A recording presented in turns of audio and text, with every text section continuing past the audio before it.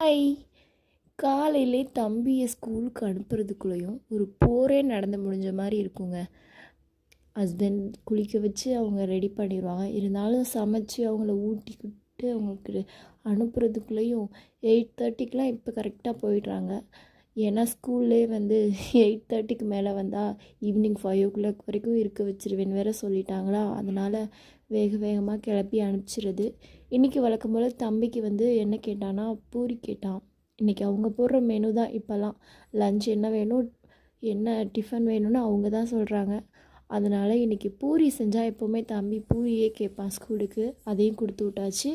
மதியம் வந்தோடனே சாப்பிட வச்சுருவேன். வீட்டில் லஞ்ச் ரைஸ் கொடுத்து சாப்பிட வச்சுருவேன் சாப்பாடு. அந்த மாதிரி தம்பிக்கு கொடுத்து அனுப்பிட்டேங்க. ஹஸ்பண்டும் சாப்பிட்டாங்க. அந்த கேப்பில் ரெடி பண்ணிட்டேன் சாம்பாருக்கு எல்லாம். உருளைக்கிழங்கு தான். சாம்பார்னாவே உருளைக்கிழங்கு தானேங்க செய்வோம். அதுதான் நல்லாயிருக்கும். அதுவும் ஹஸ்பண்ட் சொன்னாங்க அவங்க அம்மா செய்கிற மாதிரியே செய்யணும், அந்த உருளைக்கிழங்கு செய் அப்படின்ட்டு. அதையும் ரெடி பண்ணியாச்சு. இந்த உருளைக்கிழங்கு தாங்க அது.